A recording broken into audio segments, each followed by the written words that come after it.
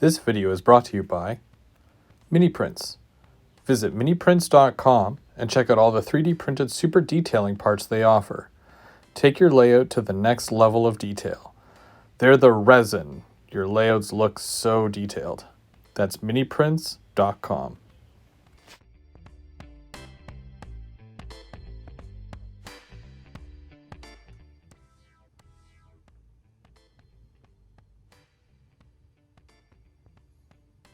Hi everybody, I'm Go Veer Go Home. I want to welcome you to Keeping Track. Today, we're looking at Mini-Prints trailers. We're going to do some work on those and add them to the layout. We're also going to take a look at the CMX cleaning car and how you can keep your layouts running smooth. And we're also going to do a kit from Walthers when we start the scrapyard. All that and more coming up on Keeping Track.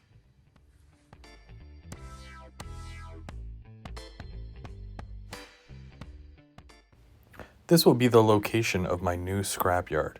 I planned on doing 3 tracks, 1 going through the building, and 2 that are serviced by an overhead crane. This entire area is raised up, and you can see the branch line coming around the top there, just above the concrete wall. I'm going to add the tracks in after, once I get my building placement where I want it to be. We're going to start by using this kit here. This is the machine shop. Now there's other buildings that you can get that are pretty close to a scrapyard building industry and whatnot, but I like to custom make my own. So I'm going to take this one here and I'm going to turn it into a backdrop building, but make it a little bit longer.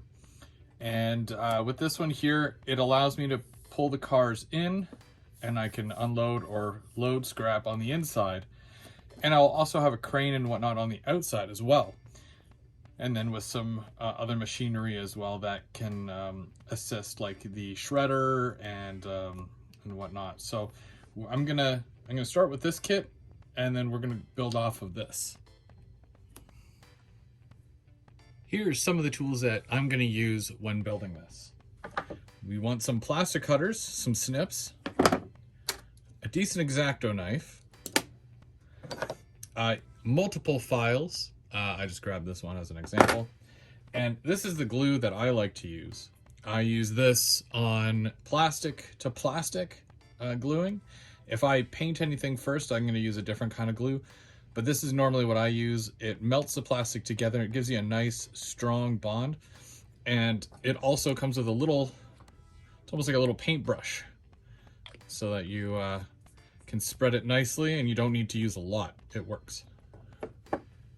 Let's take a look and see what's inside.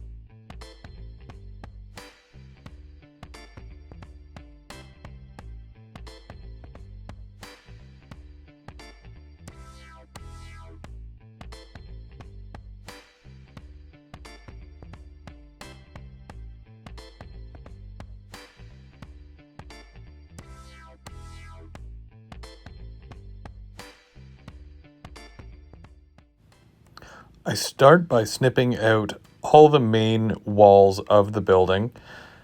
They're all different, so it'll be easy to decipher which one is which and where it needs to go. Okay, so what I'm going to do to make this wall a little bit of a longer building, this edge here, which goes against here, and this piece here, which normally is the back piece here, this piece is, it also has the same thickness as this main base. So what I'm going to do, I'm going to turn it around so the brick is facing outward, and it's going to go right here at the end, and it's just going to turn this whole building into a background building. I'll be able to add lights and whatnot, and all I got to do is block off the backdrop in this section here with black, and then I can basically fill in the inside here, and there shouldn't be a problem. Same thing with on the inside of the windows here. Just put a black piece of cardstock just so you can't see through, and it'll block you from seeing the backdrop. Now, what I did do is that this roof piece here has a little bit of a lip, and the lip goes right down to the end. Now, where it normally connects like this, which is fine, but we want it to connect like this. So we want to invert that.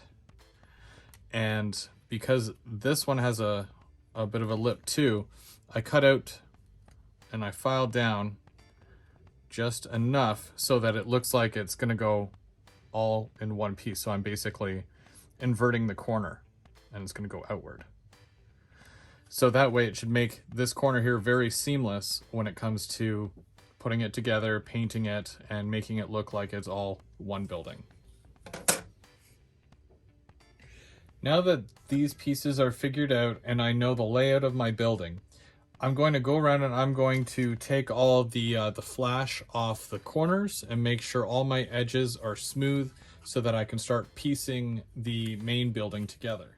So now that we know that most of the edges are clean, I'm going to start on the inside of the building here where most of these parts will go around corners. This will give us a good starting position for the rest of the build. For example, I start here and then I'm able to run a piece off here. I can continue this around, and then eventually I can add on the rest.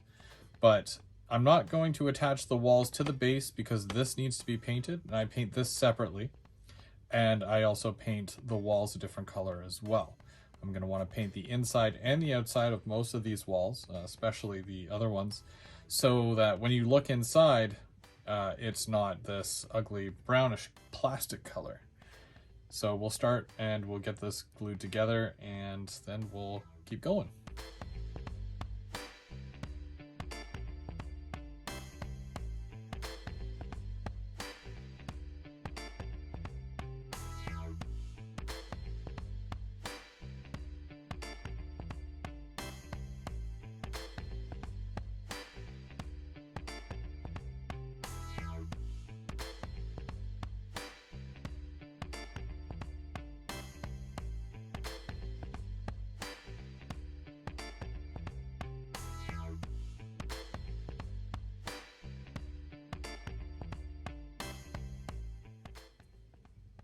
And here we have the rough outline shape of what the building is going to look like. Now it's time for paint, and we're going to also add details. Let's take a look at some of the paint colors that I'll be using. For my windows, this is a satin colonial red. It's a deeper red, almost, it's pretty close to a burgundy. Also, it's flat, which is good. And then another basic color I use is black. I'll probably be using this on the inside of the building. Also, primarily for my roof. Again, it's matte finish, so there won't be much of a shine to it. For my doors and rain gutters, garage doors as well, I just use a white. Yeah, it is a white primer, but I can still get away with using it as just a white. It's flat, so there won't be any shine to that either. For the base, the concrete color, I find that this Krylon, it does have a bit of a gloss to it, but I can really weather it down, and also I put a dull coat on it. This is the closest thing I can find to a concrete, like a newer concrete look. So I will use something like this when I'm doing anything concrete. The other option is the small can of testers, but you're basically paying $10 for something that size, where this was like $8, and I mean, you get 2, almost 3 times as much paint in here for the very similar price. Then for my brick, I'm doing the main brick building in this satin ivory silk. It's a flat color, and I'm gonna weather this up. I'll probably put either a dark wash over that, or even a whitewash would probably do. Either one. I think it'll look good in this beigey color. This very light brick color. So, and it allows me to weather it up even more, make it look very gringy, and yeah, it'll be nice. Okay, so we're back from the paint shop. I'm going to show you a couple of things here, plus a few extra things that I've done while working on this. So the main building here, you can see painted it the cream color. I went back and I added some gray. I used the Dawstone gray from my Citadel Miniatures colors. And I don't find it too dark, but it fits really nicely with the tannish cream colored background. Just kind of giving it some balance between light and dark there. Also did this side here, the ledge around the top, and then just the little window pieces. Same thing right along here, because we've got outside brick here that's exposed, so you'll want to do that. It's not too important though, as it is a backdrop building and you won't see it. Then the same thing on this side here. I got all the little window ledges, all 100 of them. And same thing right across the top here, that piece too. Now the only thing I still need to do to this is right along the bottom here, there is a thin strip which is basically concrete. So I'm going to want to paint it. This color, which is basically the bottom for it, right? So I'm going to tape that off and I'll paint it this color, just so that that looks a little bit more finished. And then of course with this one here, I did the concrete gray, and then I did some yellow striping, and I used the Woodland Scenics safety striping pen. Typically that's for a road, and it's really, really bright. So when I weather this and dull it down, it's gonna look a lot better. And also it's kind of just, it's inside a building, so you don't really see it. But for now, that's how it looks. And also all my windows. Windows. They're all this reddish color. And I only had to paint the one side. So these are all ready to go in, which I will probably do next. And we'll continue on with the actual build. You're going to notice that there's a couple of different sizes of windows, basically your small, medium, large. You just want to make sure that you're putting the right one in the right spot. Also, what you want to note that certain windows go a certain way. So most of these are the tall windows, where these are rectangular like that. And you'll also want to make sure that when you're putting the big ones in, that you're putting them in the same way. Just making sure that all of the lines match up, because if you put it this way, they don't really match up at all. So you just want to make sure that they're all going the same way, and then you should be good, and you'll have the same continuity all the way through. I also use the Instacure. This dries really quick, and it's good for painted models. So that's definitely what I will be using to connect them. These connect on the back side with the square going through the actual hole there. So let's get to work, and we're gonna start filling all these windows in here, because this one's good to go.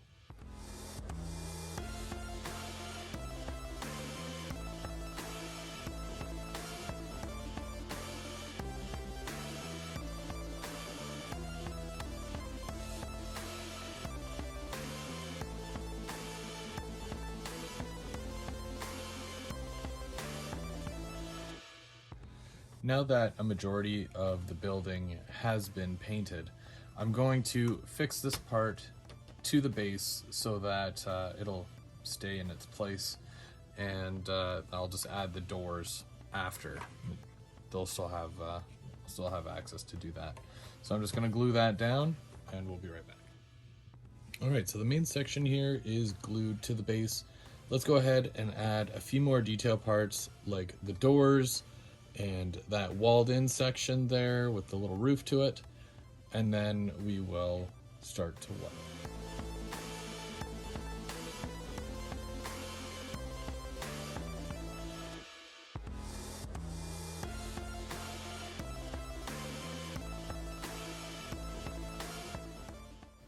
Part 2 coming soon.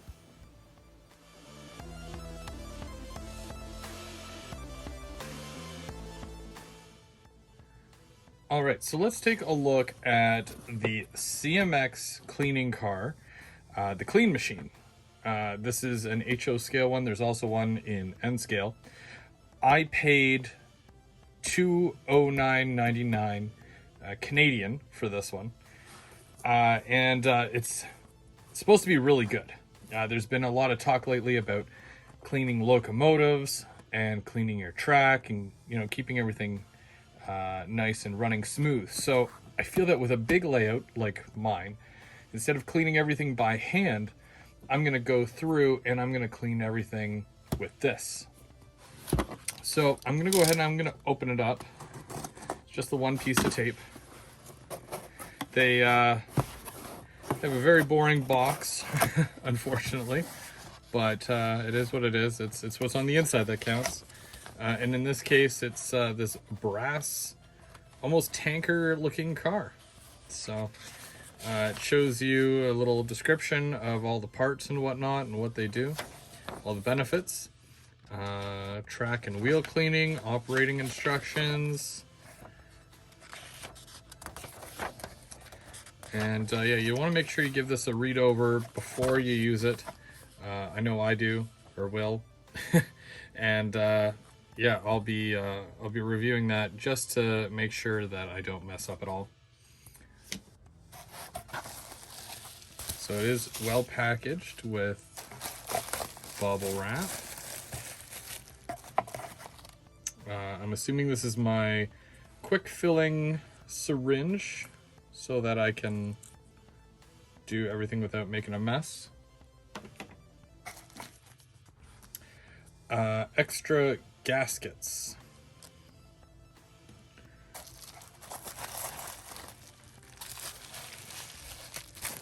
All right, and does come with some pads, cleaning pads, and the actual CMX cleaning car. It has a good amount of weight to it, that's for sure. And it comes with KD couplers on the end. I'm pretty sure those are KD number 5s. I might be wrong, but they definitely look like KD number 5s. It's so shiny. I've never owned a brass car or locomotive before, but this is probably my first. It has a good amount of weight to it. You can see it's spring loaded, so it basically, if you're going uphill and you have to transfer from going flat up a hill or down a hill, yeah, it'll get everything. And these, I assume, just lock into place, and it'll hold the pad there on the bottom. There's your quick drip right there, and you can adjust that by the knob on the top, and it'll either drip really quick or slow. It has a nice engraved, that's engraved there, it says CMX, and that's on both sides. Very nice. You don't see that too often, especially with model railroad. Nothing is really engraved unless it's the logo on the bottom of the chassis of the company. But here it's on the side. So that's really nice. I've even seen it where some people paint these. I don't know if that's necessary. I've never really found an interest in painting brass models because they look so awesome and so clean, in the brass form. So yeah, let's see what else we've got here, and we'll take a look. After reading the instruction manual, you'll find that it has a lot of great testimonials from other people that have purchased the CMX cleaning car, and they were all very pleased with it.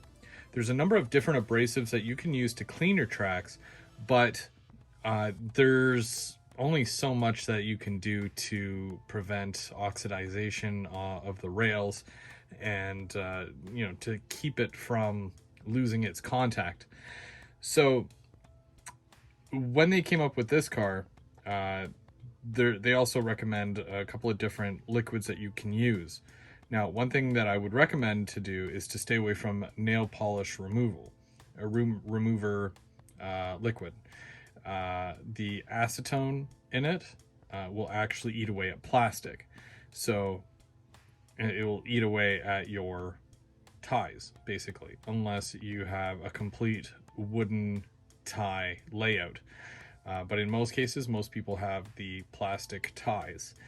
So you want to avoid that. I'm going to use isopropyl. This is 91% rubbing alcohol. I'm going to load it up using this. And it goes into this little section here. This screws off. And you're able to more or less put that into there to empty or to move that into there, which is very handy. It's a very handy tool because that's very small and you don't want to get this everywhere. It smells bad and whatnot. So yeah, you definitely want to avoid the mess. Now there is a little air hole here, which does get covered by the rubber padding that's around the bottom here. So when you do go to use it, you want to make sure that this is not completely down, not overly tight, because you want air to circulate through to give you a more steady drip rate.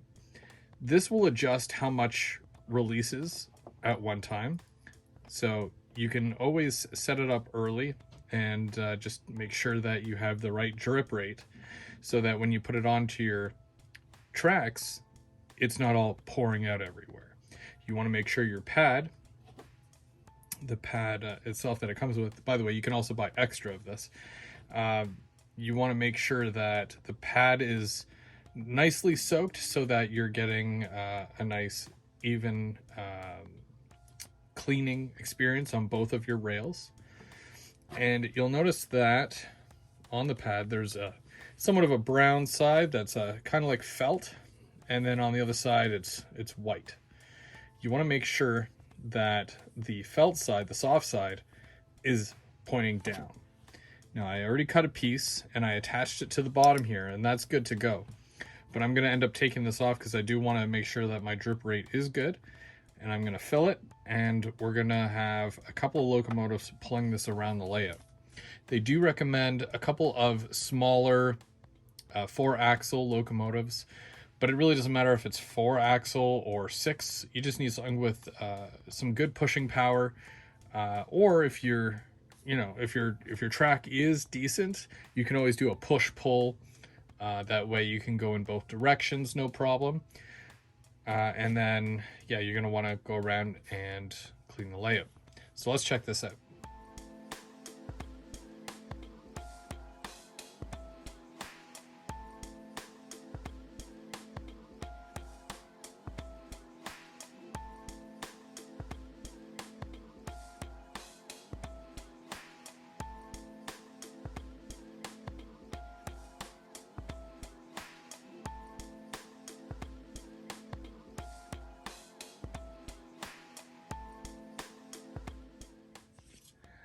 We're just going to adjust our drip rate, and then we're going to have our GO Transit locomotives here, the two F59PH, push the CMX cleaning car around, and we're going to catch a few shots of it doing that.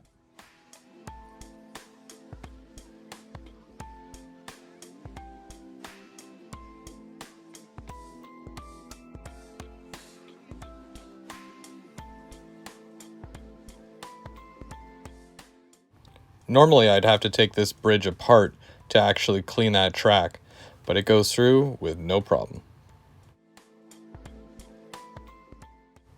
It also easily clears road crossings and does not interfere with station platforms. Don't forget tunnels. You can kind of get your hand in there, but you can't really see if it's clean enough. But with the CMX cleaning car, it does the work for you. It makes quick work of my double track Helix as well. That would take forever.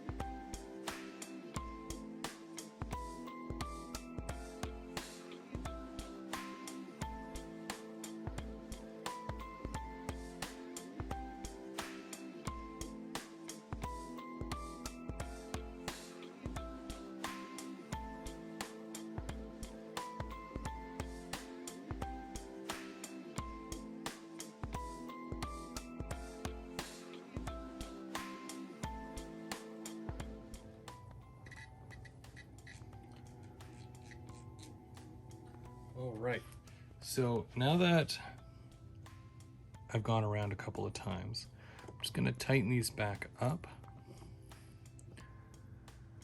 Now nothing should be dripping.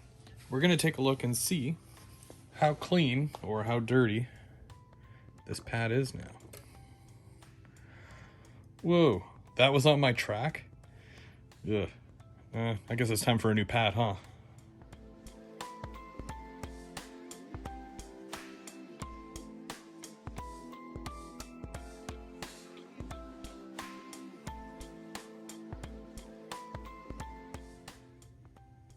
So after I did a couple of passes of my main line, I did switch out some of my sides because I have a couple of runaround tracks. So I was able to clean those this time around.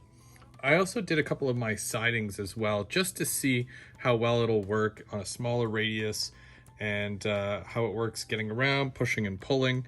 And it performs really, really well.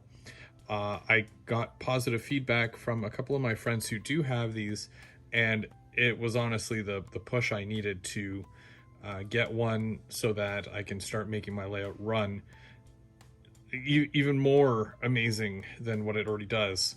So, you know, 210 Canadian for one of these, and you save yourself a lot of time, a lot of heartache, and you can get back to running trains. That's what it's all about.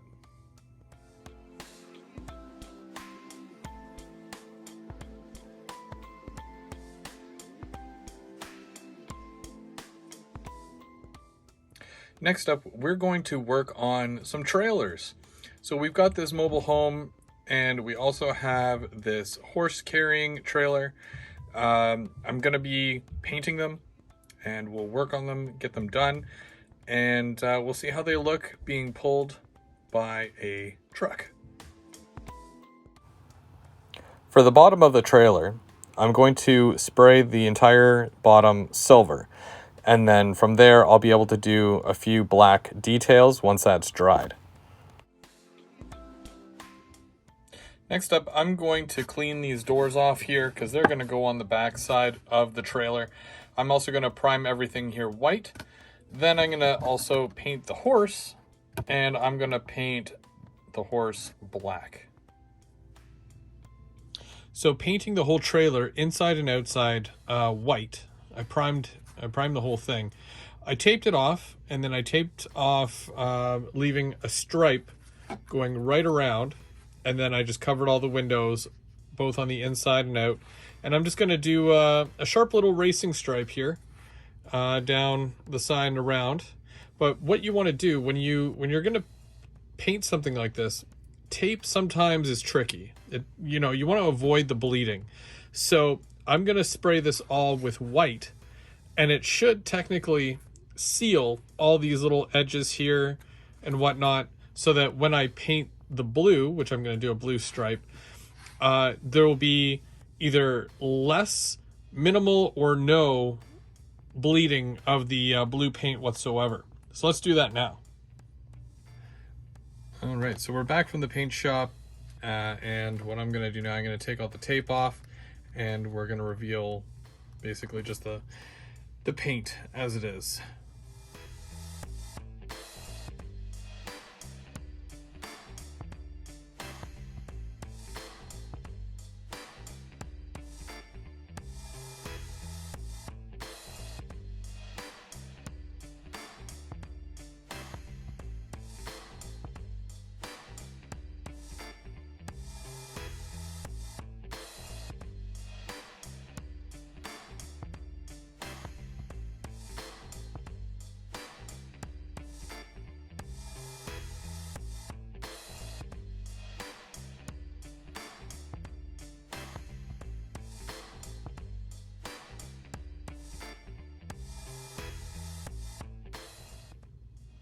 Working on the trailer as well, I removed the doors from the almost like the printing, the three-dimensional part where it raises up the doors. Basically, I'm not sure what that's called in the world of 3D printing, but basically a knife was able to cut through that, a hobby knife. So it breaks very easily. So you gotta be very careful. So once I remove those doors, you can see I glued them to the back here, and I'm gonna have them open because the horse is very hard to see if the doors are closed. So I'm gonna do it where that's open, and I'm gonna paint the inside, and then I'm gonna put the horse right in there, and then that way you'll be able to see it. It'll be part of the scene and everything, so it'll be great. Jumping back and forth here a little bit, you can kind of see inside details, so I wanted to roughly do a little bit of color on the inside here, just to kind of give it a little bit more life. So the most that you will see would be this area here. So I wanted to do the white countertops with the brown cabinets, the brown walls, and the almost like tan flooring. And then when we cut around to this side, you don't really see this room here, but I did do the brown wall and I continued the flooring on into here.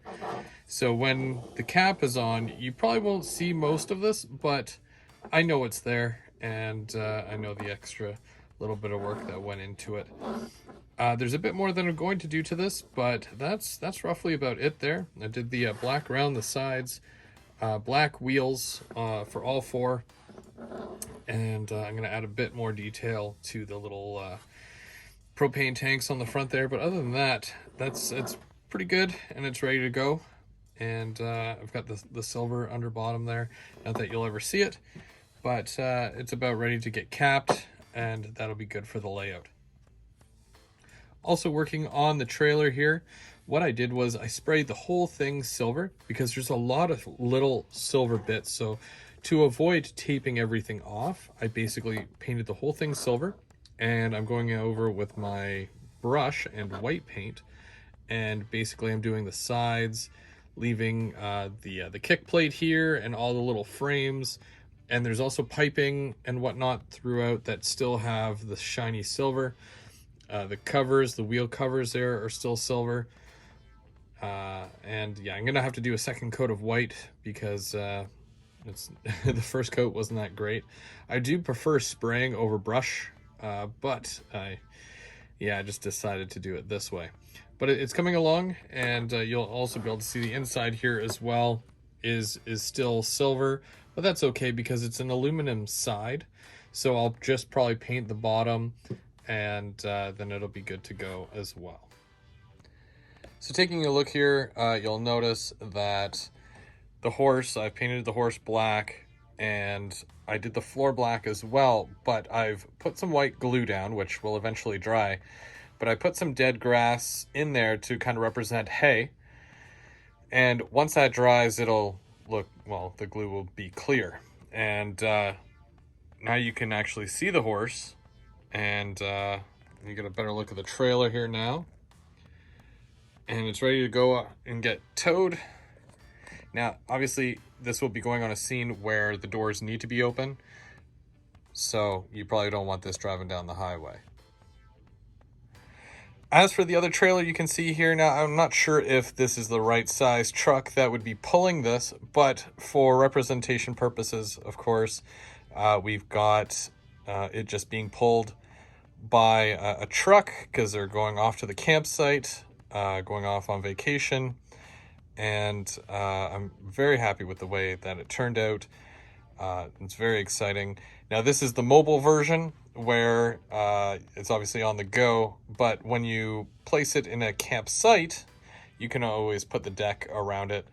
But I think I'll save that for something else because I don't have a campsite on my layout yet. So I think for now it'll just get towed by the truck.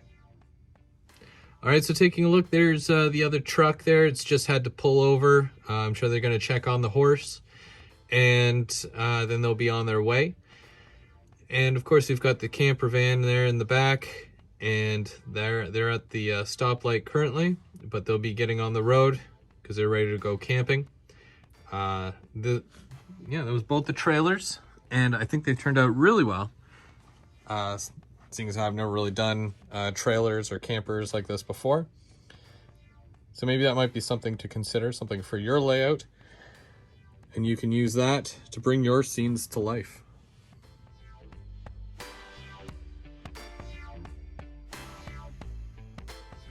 Hey everybody, I'm Go Veer, Go Home. Thank you so much for watching Keeping Track. I had lots of fun making this episode, and there's still lots more to go.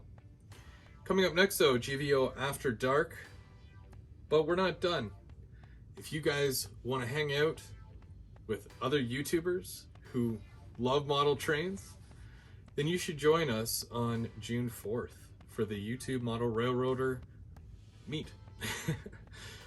You'll get to hang out with Mark from M&M Rails, Tim from They Make It Like That, Sparky 107, DJ from DJ's Trains, Bernard from Mini Prince, and yeah, even I'll be there. So we'll see you then.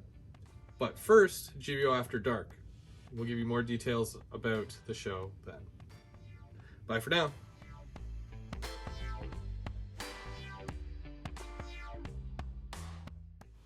Special thank you to all GVO channel members.